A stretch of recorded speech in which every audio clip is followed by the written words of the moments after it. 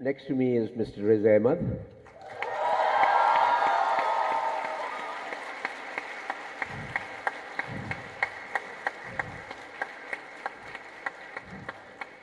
And alongside him is Mr. Mohsin Hamid.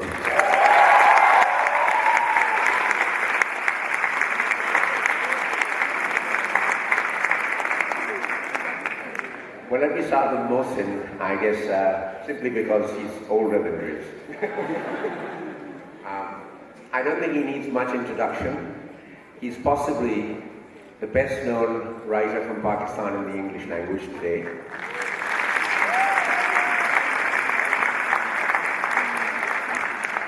His last book, Exit West, has recently come out in paperback. Last year it came out in hardcover, and it has the rare distinction of being the second book by Mohsin to be shortlisted for the Booker Prize.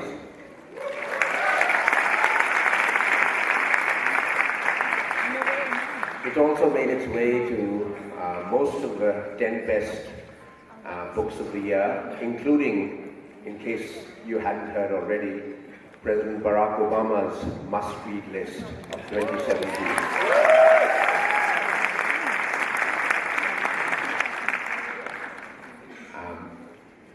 I think you know a lot about Mohsin, but let me tell you a little about Riz, in case you weren't familiar with him.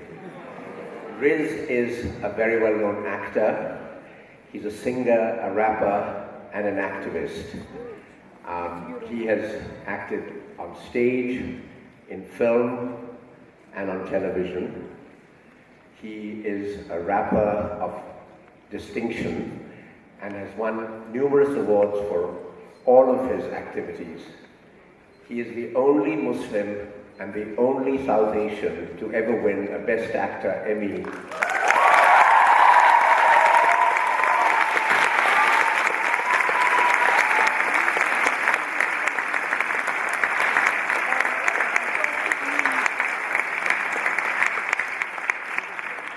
For an HBO series that he made last year called The Night Off.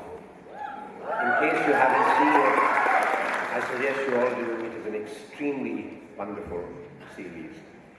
He also has the rare distinction of being the only person to have been on the #1 of the Billboard 200 charts and #1 on the movie charts in the same week. And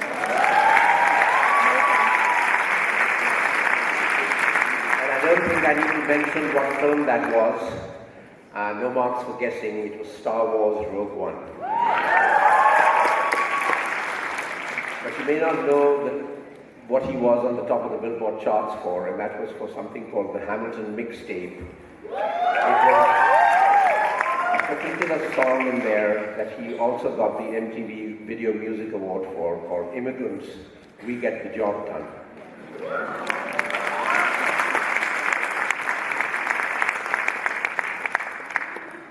I could go on and on, but he's acted in independent films.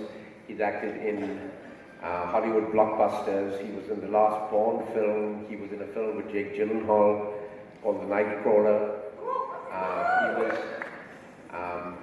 He's been nominated. Google Wikipedia. Yeah, that's right. Thank you. You can get onto Wikipedia, and there are pages on him. He'll also have some interesting tales to tell us, but we'll get into that later. So, ladies and gentlemen, Mr. Riz Ahmed.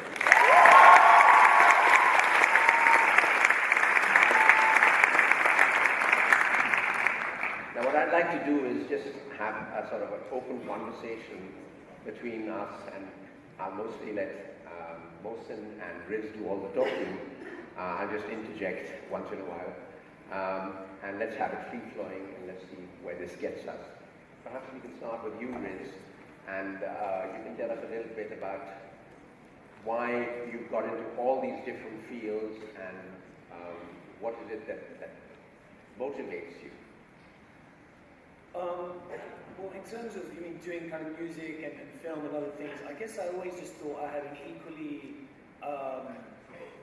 poor probability of making a success in any one of them. So I thought, well, acting's never going to take up that much of my time because I'll struggle and sing your music. And the same with anything, so I thought I might as well just, if I spread myself across all of them, then I'll at least feel busy. And so that was a kind of starting point. It was, and in a way, that kind of idea, that kind of, I guess, mentality, which is that, well, no one's really watching, no one's really listening, was actually very liberating. You know, they say dance like no one's watching. I think sometimes when you know that you have an audience that will be receiving your work, that will be reading your work, and you know that people are out there and they might be, you know, checking for what's next, that can actually be, that can just introduce a self-consciousness into your work that makes you feel less free. So really it was a deep sense of pessimism about my chances in a creative career that then I might as well indulge all of my creative passions at the same time. But I don't know if that's something that, because we were talking about this as well, we're talking about, you know, making a film as a director, okay, that takes 1.5 years of your life. As an actor, it takes 3 months of your life. But writing a book, and especially, you know, Mohsin, I know you've upped your work right now to 4 years per book, or maybe 7. It's just a massive investment of time, and I wonder whether that's something that you feel infects your writing process as well. The fact that you're aware that, you know, people will be waiting for your next book, it will be read. Does that make you feel less free?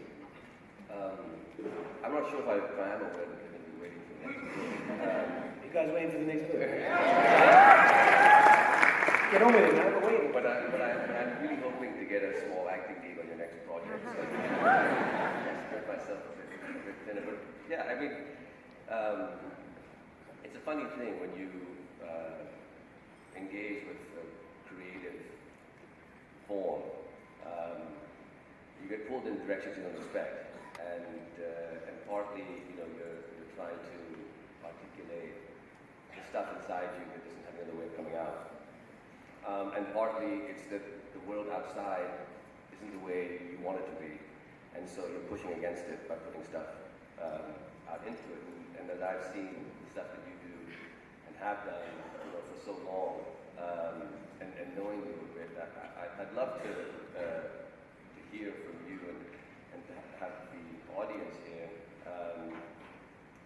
You know, the story of sort of, you know, you and written in school that gave birth to this person who wanted to create all this stuff and felt this urge to express and change things. I mean, I think a lot of people here don't know that part about you, and for me, it's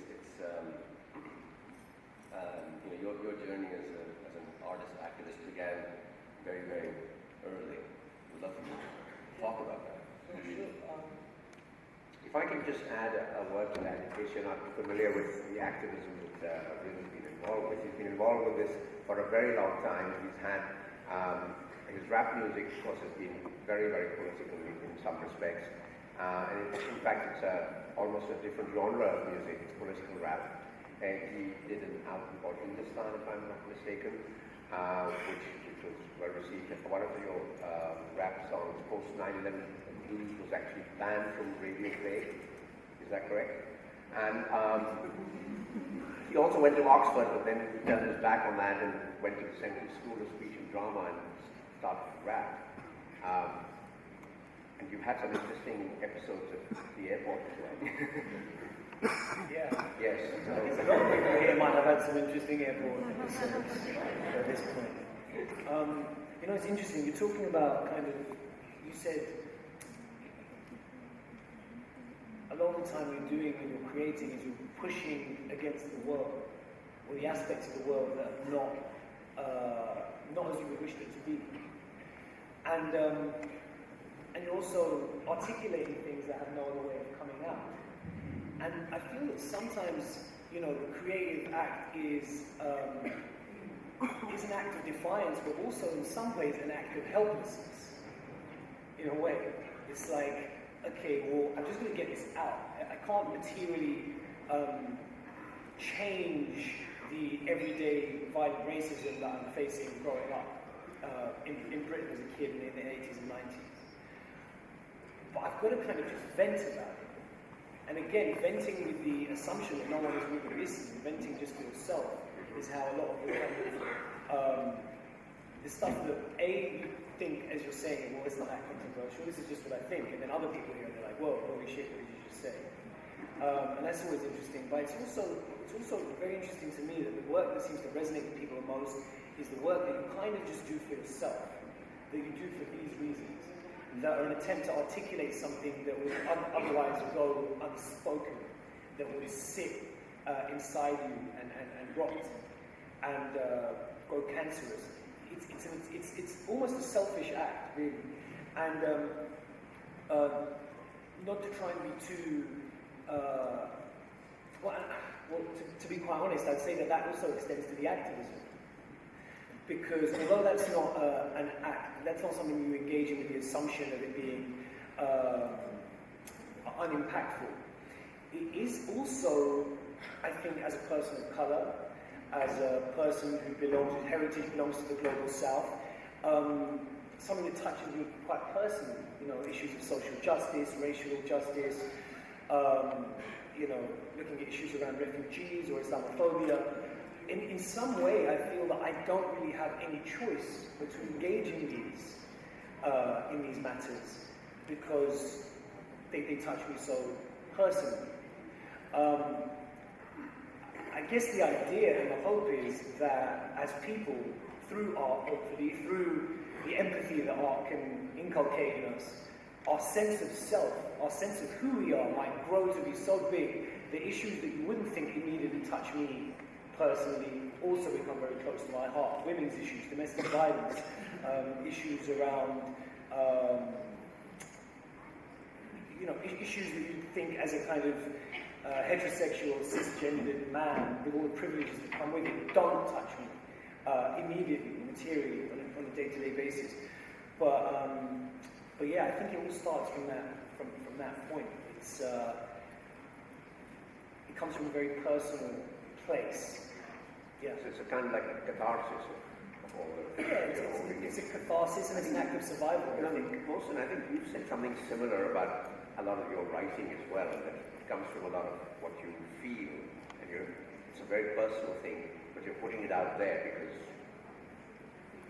you feel that way and people respond to it. Well, I think that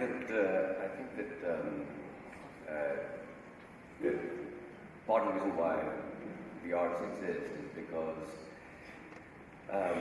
people want to encounter another human being. Who is this person? And in so much else that we do, whether it's our professional lives or to a certain extent even our romantic or family lives, this person that you're getting is mediated by a way that people are supposed to be.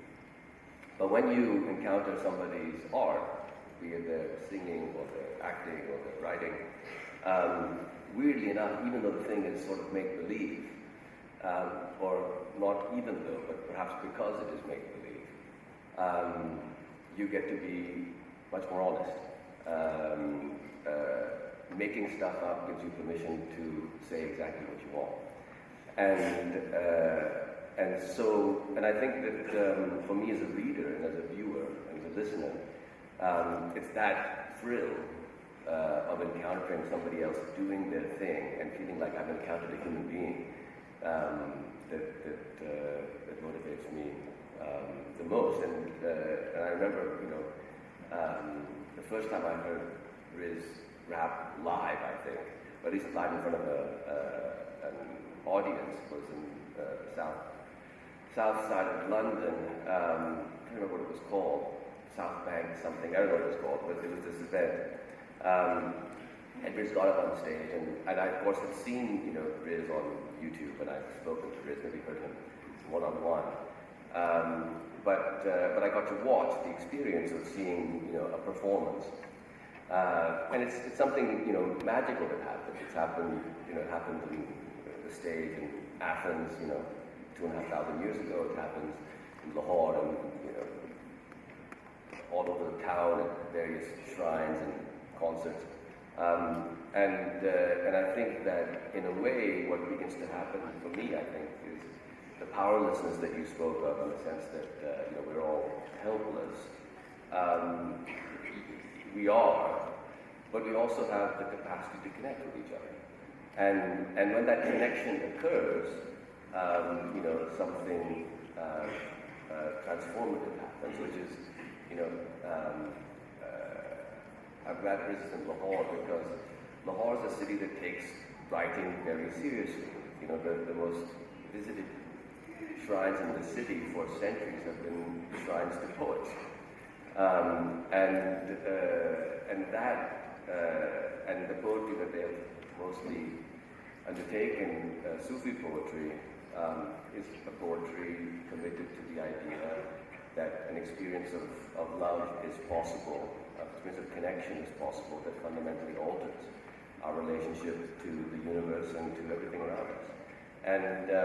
And so that's the tradition in a way that I pick up on when, you know, I see Riz perform, and, you know, when I try to write, is there's this desperate desire to connect.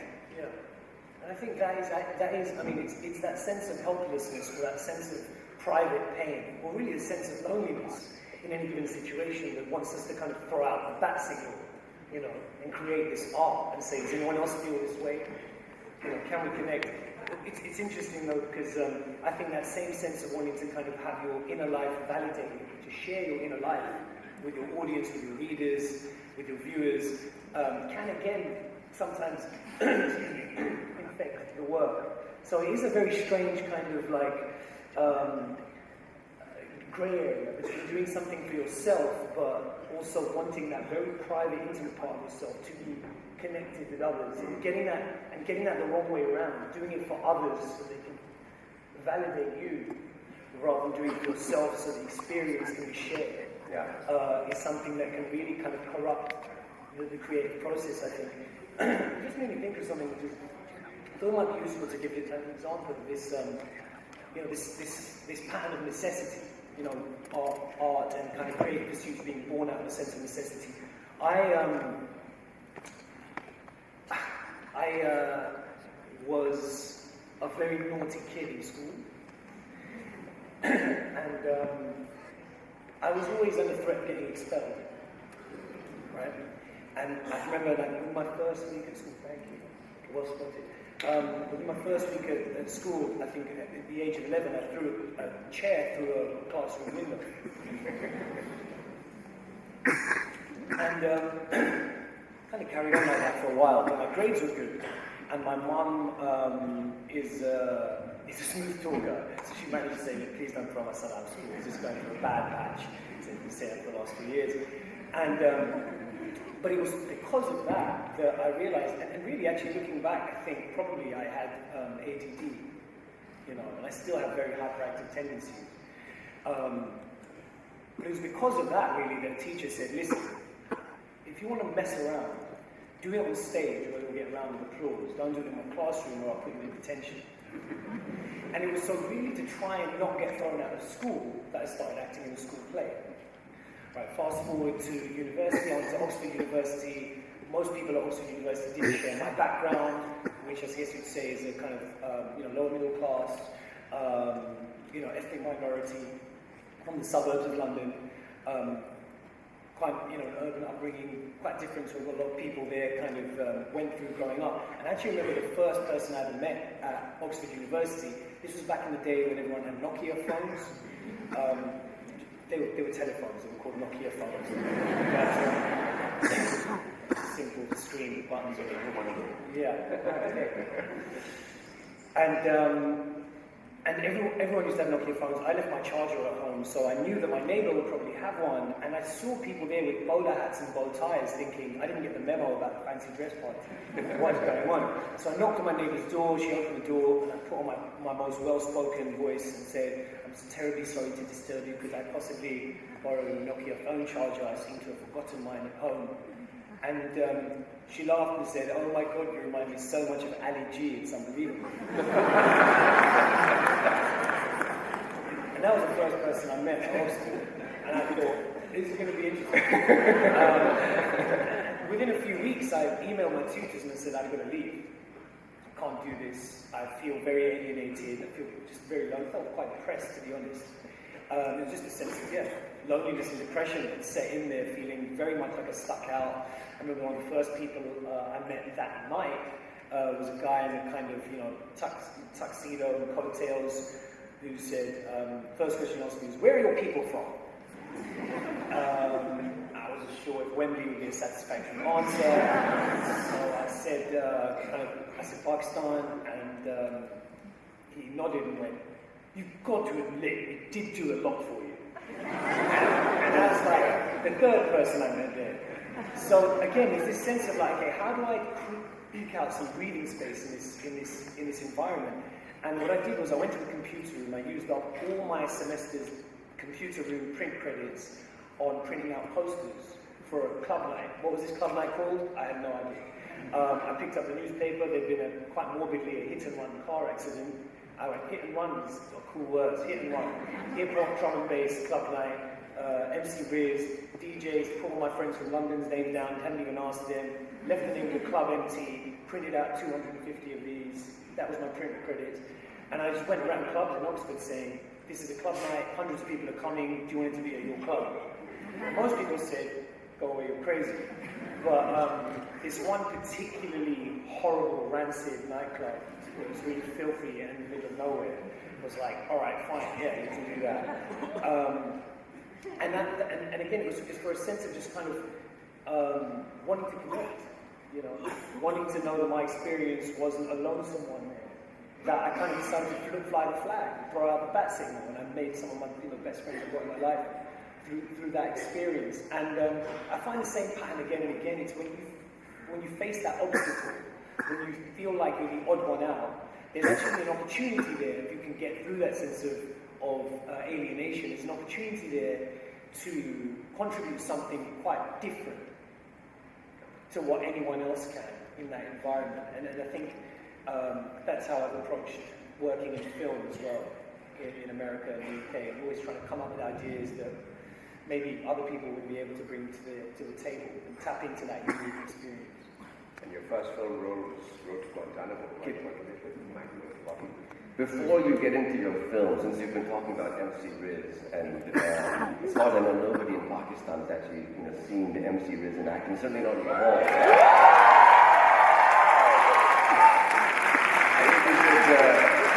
I think there's a consensus that we should put you on the spot and oh, you're not saying that. Maybe you can tell us some of your experiences by being MC Riz. Well, why don't we do that at the end of the chat before we're about to finish up? Okay. I'll do a little piece. Okay. Oh, that's nice.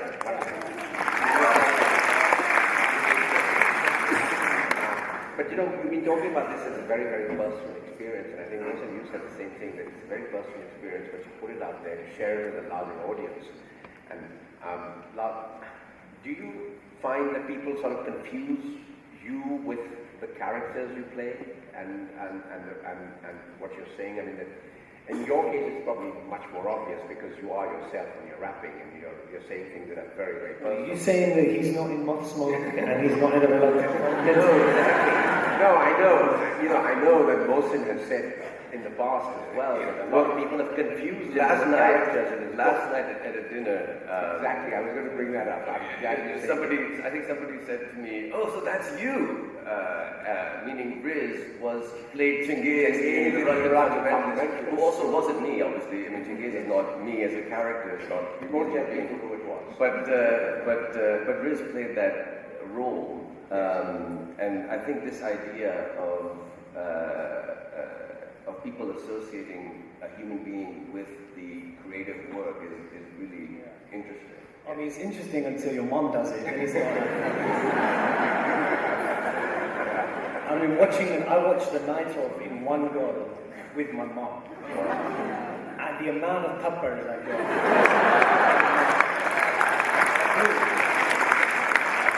And it's not quite obscure things, it was like, drug video. Drugs video. You get party.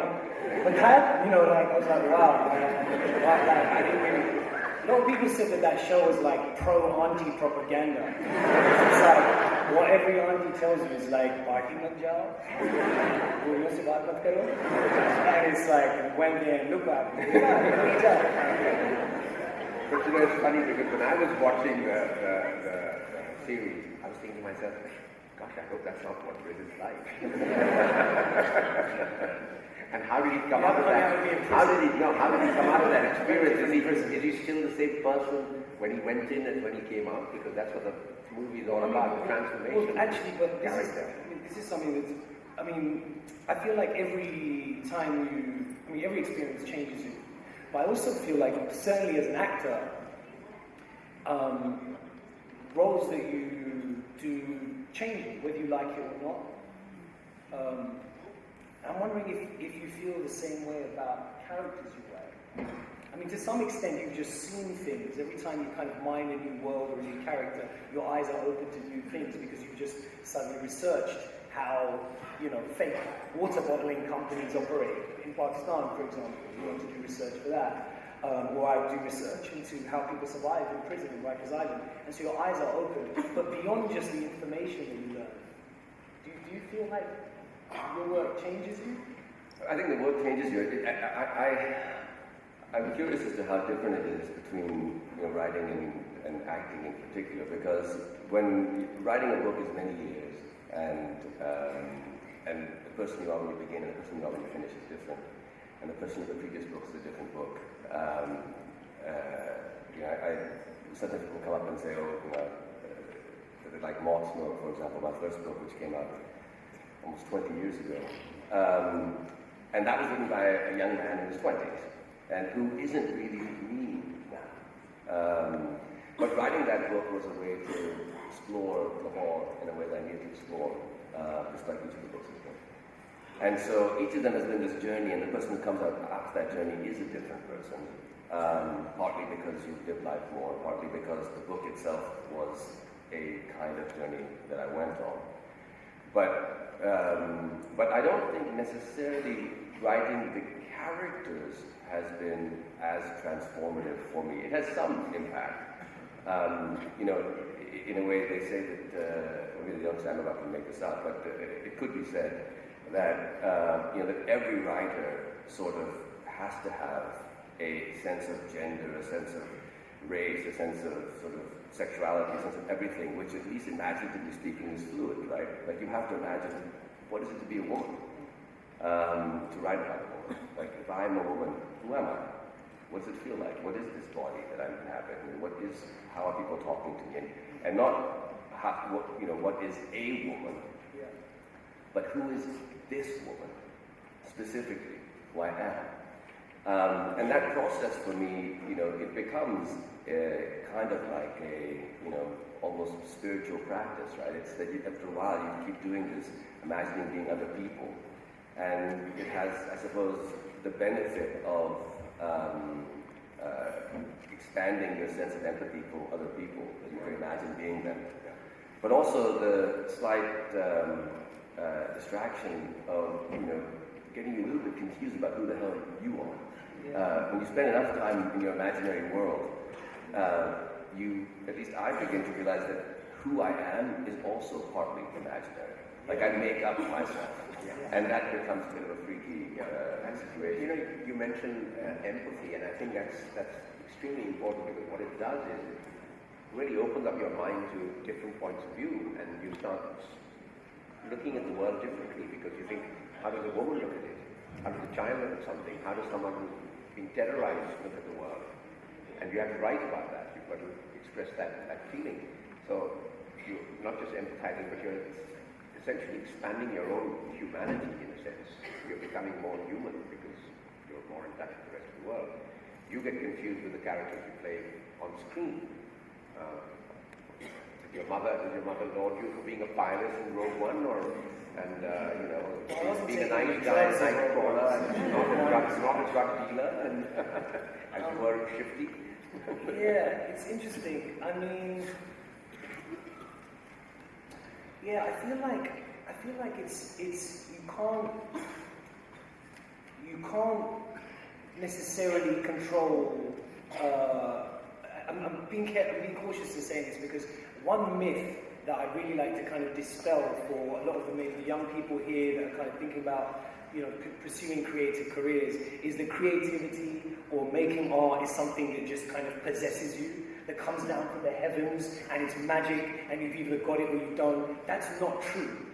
You know, it is about showing up every day, showing up as often as you can, just sitting down, staring at the blank page, sitting down, reading a script when you don't have any idea what you're going to do with this character, when you don't understand, you know, just showing up is 90% of it. And if you show up enough, then that inspiration will also show up, because it's a learned behavior, it's a muscle like anything else. So I do want to dispel that idea.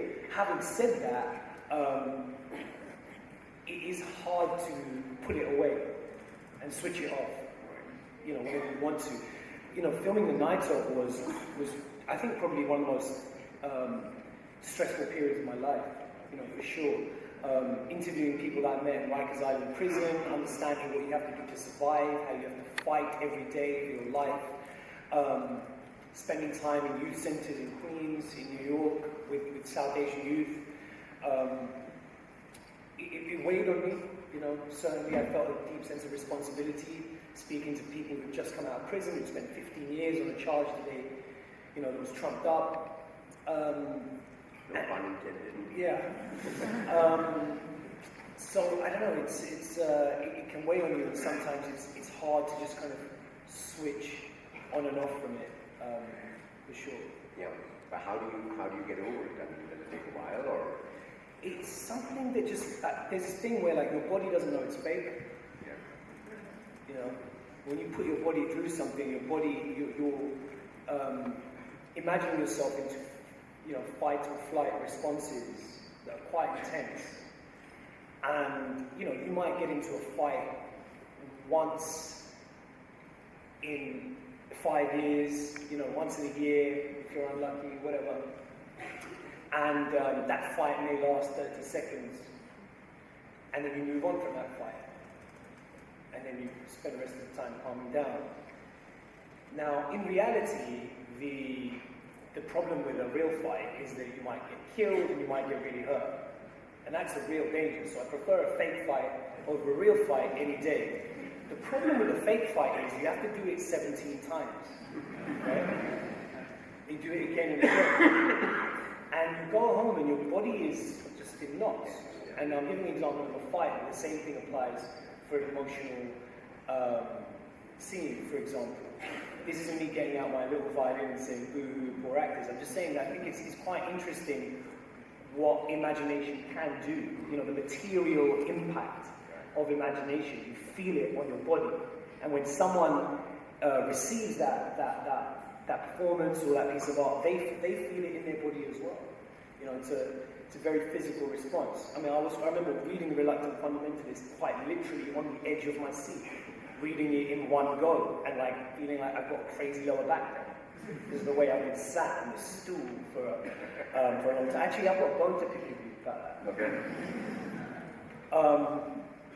So lower back pain being slightly preferable to sort of a pain in the ass. Well, it led to a pain in the ass in the airport. So what happens is I turned up in Boston Airport. So I did go to Guantanamo, which was the last time I came to Pakistan. It's my first time every 13 years. My first time in Lahore.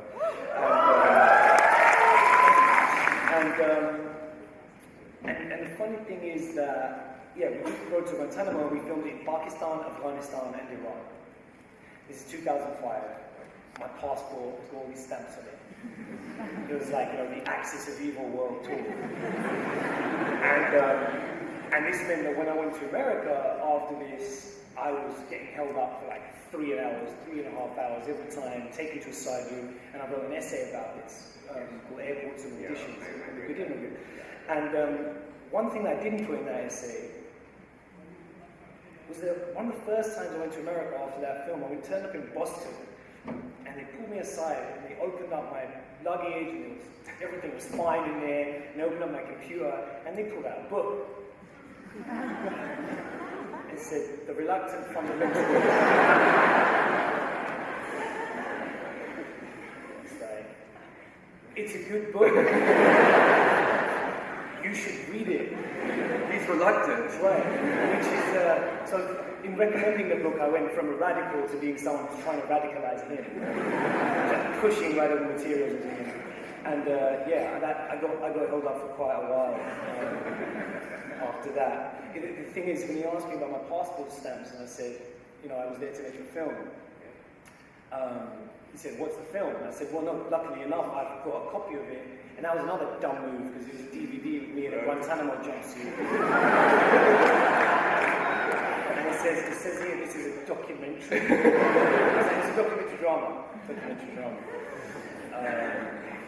So thanks, man.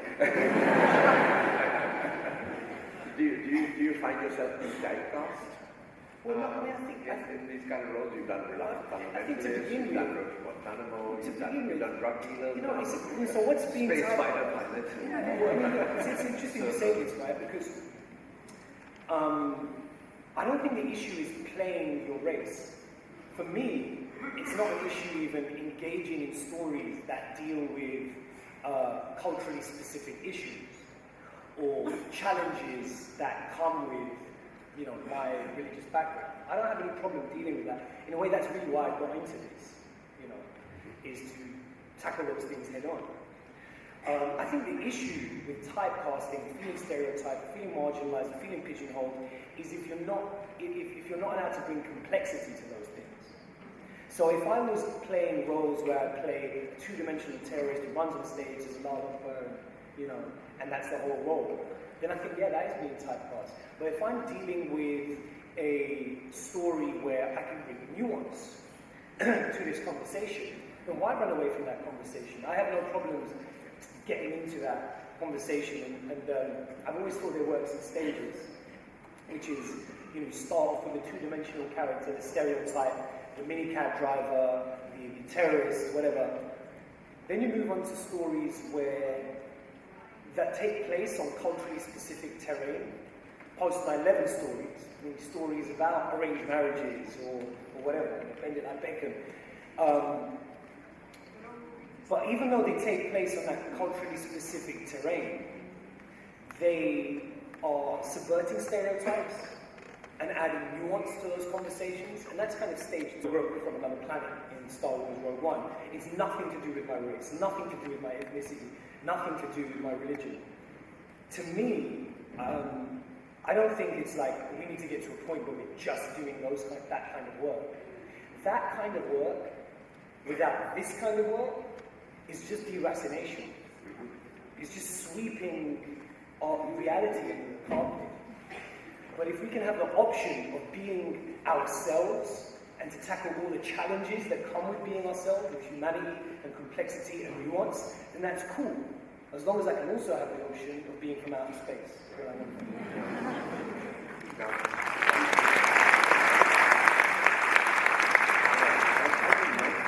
like to know, there's 3 films of yours I've seen in which I think you have the name Aaron. Ill Manners, you were called Aaron, yeah. if I'm not mistaken. Yeah. Is that correct? And you were called Aaron in Born. In the Born movie, your name was Aaron. Yeah. And I think in the first film in which you were called Aaron as well. Why did they keep calling you Aaron? I'm not sure. I'm not sure whether in Shifty you weren't called Aaron. No, it was Shifty. You were Shifty, but I don't know what. But maybe the Stufa. Why Aaron? Why Aaron? Is it a very common Jewish name? Sure. No, it's actually not. It's I don't think it was an attempt to kind of like, you know, deracinate or anything like that. I think the idea with Aaron in Ill Manners is that he actually doesn't know what his heritage is. He grew up in foster care, he's an orphan, so we create this backstory where he's actually half Sri Lankan, his mother was from the Sri Lankan Civil War, and he reads a letter at the end of the film. That's what I had the director write for. Okay, letter in that voice. So he was given a kind of an English name. In terms of what you have in Born, his name's Aaron. In case you haven't seen Born, any of you, the new Matt Damon film, Riz plays this character called Aaron, who's sort of a Mark Zuckerberg character. Yeah, and his name's Aaron Kapoor. Kapoor, yes. Yeah, so he's kind of like South Indian background. Yes. And I just think that's quite interesting, that you actually do get a lot of that. You do get some of that in diaspora, particularly more in America, I think, where you get kind of people naming their kids things like Aaron, you know, as a kind of assimilationist, you know, you think like that kind of bent to how they want to bring their kids up. Yeah. I mean, you know, one thing which I'm looking at the clock, and we need to give Riz some time to do his thing and maybe some questions. But the other thing is that I know people here have been watching you, for many years. I certainly have. But for the last few days, you've been watching this place, and I'd love just. I think I found it actually. I think everybody would find it really interesting to hear. What's Pakistan look like to you? You've come to this place, you have a connection to it. For Pakistanis, I think there's a natural sense that you are also Pakistani, but you have lived abroad and you're here and your eyes are open. Like, what are you seeing? Like, describe Pakistan to Pakistanis. I think it's really interesting to imagine, what you're saying. Your first time in 13 years, is that correct? Yeah. Wow. And your first time to really be free and wander around and just explore. Yeah, it's true. In 2005 for Road to Guantanamo, we spent a lot of time in Peshawar and then drove through Dhul or into Kabul, and that was amazing. But that wasn't just kind of roaming free.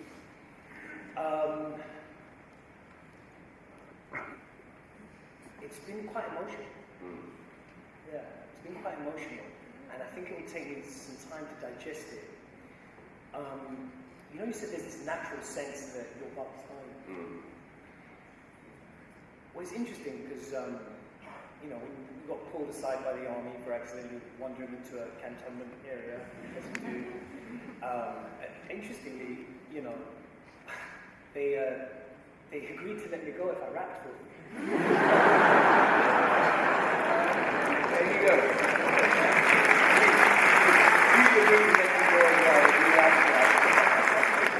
And I thought, man, this is a country that really takes poetry seriously. Really does. I've heard that and I'm aware of that. I saw it in practice. It was like, thanks, man.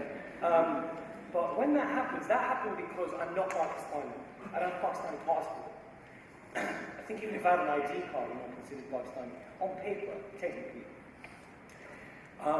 And really, all that made me think is, who cares about bits of paper? Who cares about the labels? I think there is a real... what I was saying? I was saying to people who ask me, like, wow, where you go? Where you go? Why are you going back? And I said, this feels like going to visit an ex. This feels like... The ex is very excited. So am I, man. I want to know if, we still have room for each other. But it is that. It is that sense of like, okay, we're big... this is a place that is obviously part of my heritage, my culture. Something that's very interesting that happens obviously in diaspora is, when families move over to Europe and the US in the 70s or 60s and 80s, they incubate the culture of the 70s and 80s. It was interesting, I was swung by this Dorky last night, and I was like, this would never happen in England. They get the spoons out, they'll be doing the whole traditional songs. It's so interesting that we have this kind of like time capsule version of Pakistani culture, actually, that hasn't kept pace with how Pakistani culture is evolved in Pakistan itself. But it is interesting because, it is like going to see an ex. I'm like nervous about it, I'm anxious, I'm like, does this place care about me? Do I care about this place? Can we keep in touch without being weird? And I think that in any relationship, and I think this metaphor extends for like the diaspora and the watan, is like this idea of like communication. I think a lot of Pakistanis feel like they might not have a place here.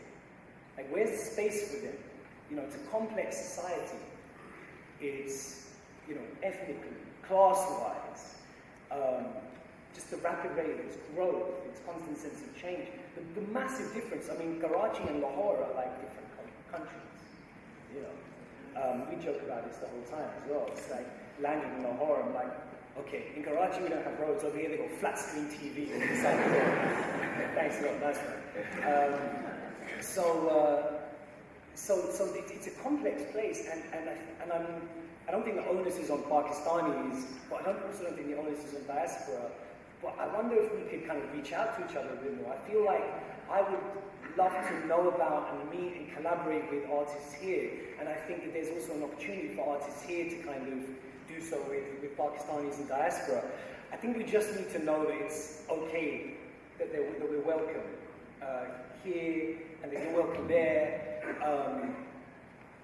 But I feel like I'm just scratching the surface. I feel like I'd like to come back here regularly. You're very welcome here, I think that's...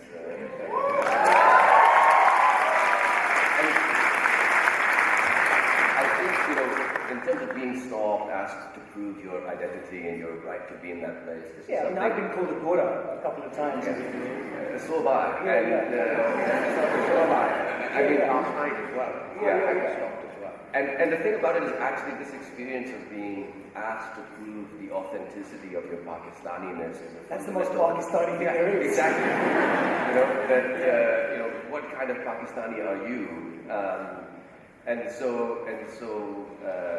But I think underneath officialdom, within sort of the culture, there are so many different types of Pakistanis. One thing we were talking about was Pakistan is everything, actually. Like any kind of person, any kind of interest, any sort of thing that you imagine is here. And so,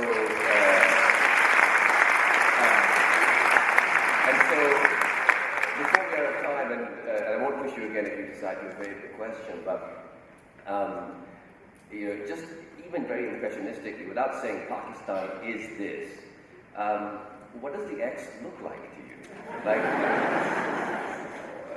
describe the X a little bit to us, because I at least have found it so interesting to hear a little bit, from your eyes, and to the extent you feel uncomfortable doing that, I apologize.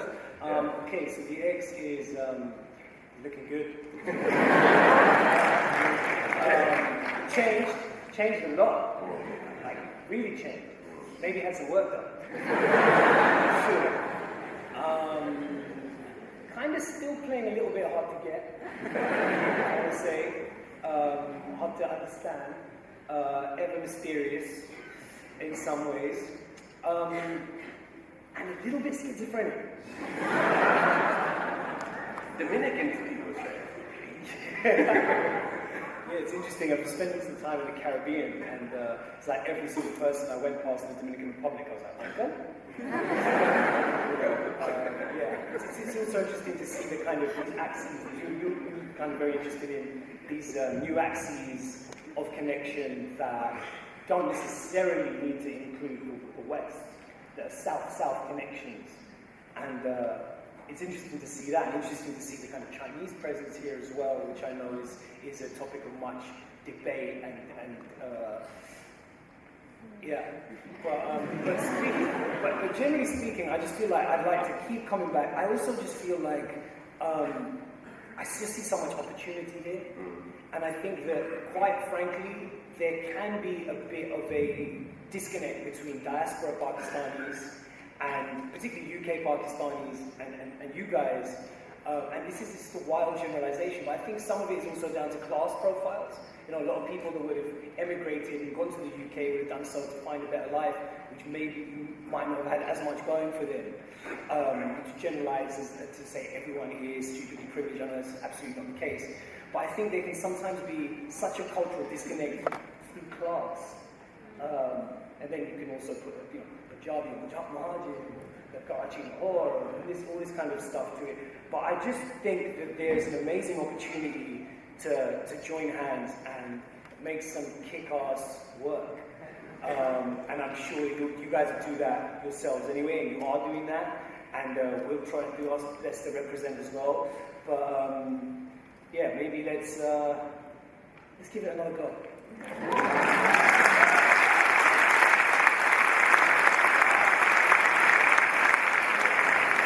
When you mention class, one of the things I think is really interesting is how powerfully diasporic Pakistanis can call out Pakistanis as classist, which is very important because, in a way, Pakistan is an incredibly classist society. And yet we have these incredibly successful diasporic Pakistanis that in Pakistan, maybe the impulse is to sort of say, let's welcome these people into a particular class condition in Pakistan. But somebody from diaspora might very well say, I don't want that tradition. Actually, I'd rather say that this part of Pakistan is not among the parts of Pakistan that I happen to like. Yeah. I think there's a screwed up class system in this country, and I want to call it out. And I think, that to do that is one of the powerful, opportunities and privileges that the diaspora has, which is to hold Pakistan to account also. and say, I don't say this is somebody without affection for the place, but if I'm being real, I think that there's some issues, which is very helpful to hear, because when it's heard from somebody with this form of affection, it has an entirely different power than when it's sort of being lectured to you by some superpower saying, your country has got some problems. Yeah. But anyway, we have like 5 minutes, and we were handing a mic, especially for you. Ladies and gentlemen, Riz MC.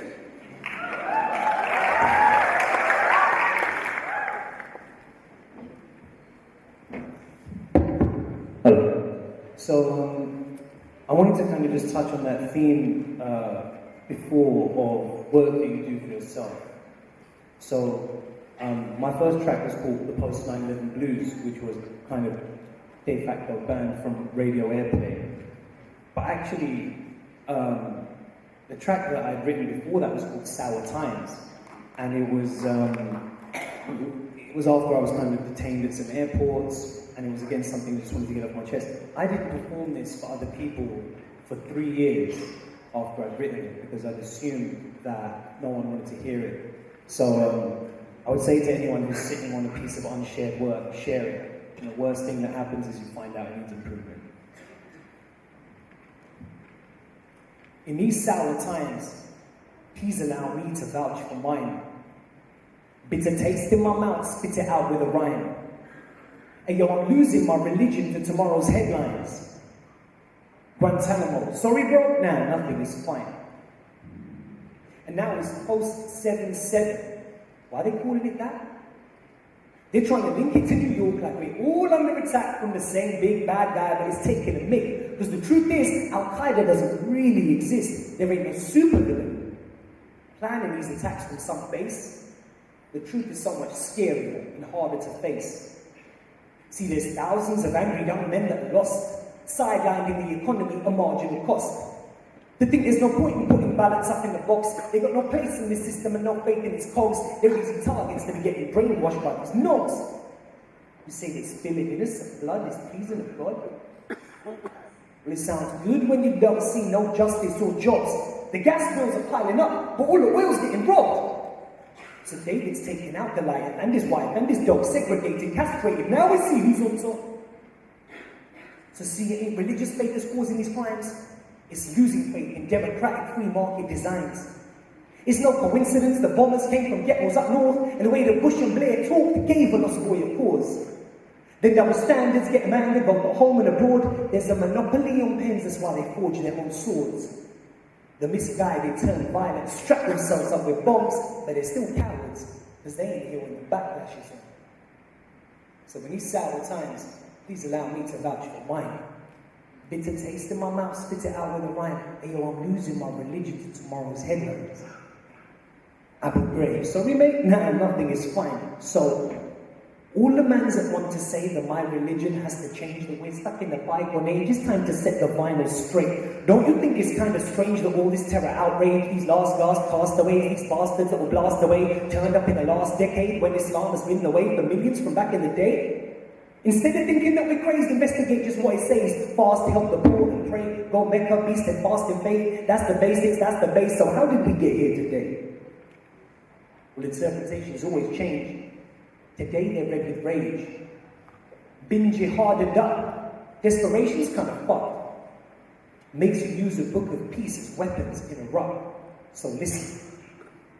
Terrorism isn't caused by religion or an old school vision of Islam. It's against the Quran, and it's a new innovation caused by mash-up situations. That's what makes them turn to arms.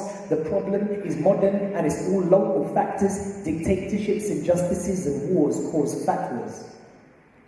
So in these sour times, please allow me to vouch for mine. Bitter taste in my mouth, spit it out with a rhyme. And yo, I'm losing my religion to tomorrow's headlines. But it's fine. Thank you very much.